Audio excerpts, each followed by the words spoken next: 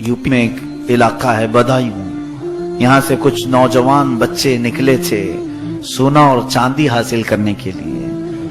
ये छोटे बच्चे थे 12-13 साल की उम्र के, और रास्ते में उनको एक झोपड़ी नजर आई जिसमें एक बुजुर्ग बैठे हुए थे।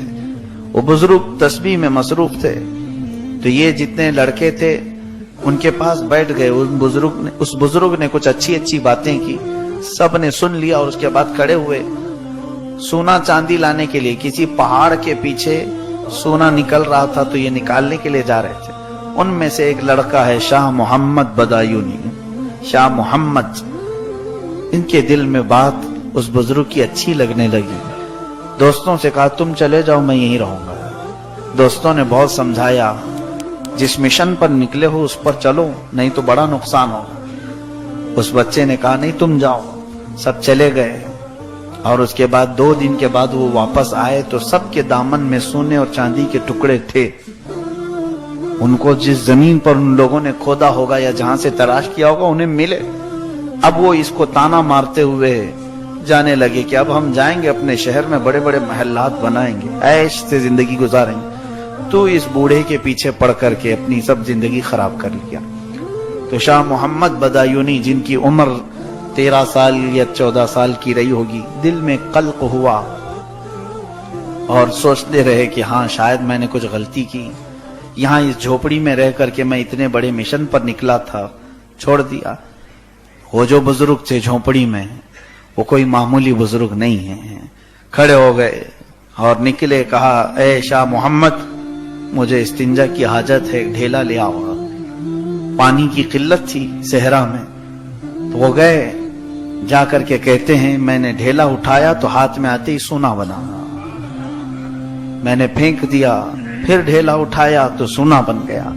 ये शाह मोहम्मद बदायूनी कहते हैं मैं कई देर तक ढेले उठाता रहा, मेरे हाथ में आते ही सोना बनता चला गया। फिर मैंने पत्थर उठाने शुरू किए कि पत्थर दे दूं मेरे बुजुर्ग को, पत्थर चांदी बन जाते हैं।